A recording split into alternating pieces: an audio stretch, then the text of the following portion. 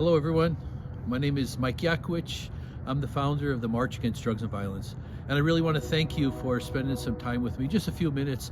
I want to share with you a little bit about the origin of the March Against Drugs and Violence. I was born in Butte, Montana. 9 kids in our family, great parents.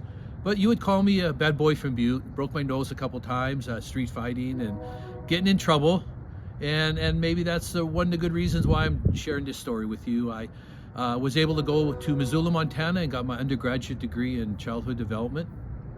And then I moved on to doing some traveling around the country and eventually marrying my wife Yukiko of 44 years in Anchorage, Alaska.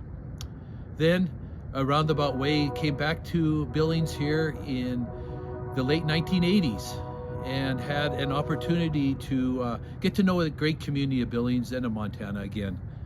It's when in this time of living in the late 90s that a lot of activities happened with gang activity and which subsequently led to, in my neighborhood, a drive-by shooting where I was shot at. A bullet went past my shoulder into my car, blew out the back window of my car.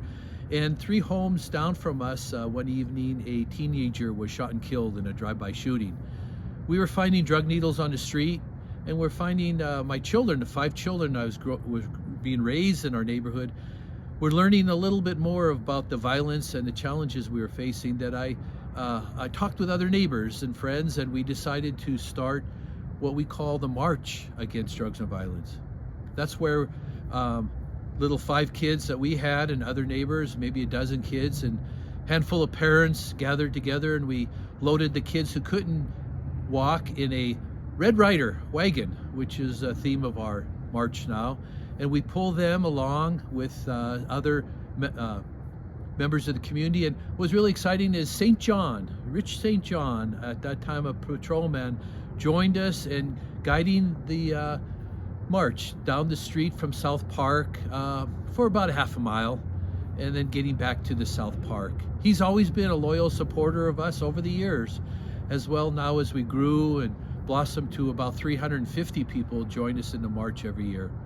It's really important that we take a stand against drugs and violence and be able to show the community that we care, that we're not afraid, that we're courageous, and that we provide education in that component, why it's important not to engage in substance abuse as well as violence. I really want to thank you for listening, and this is the origin of the March Against Drugs and Violence.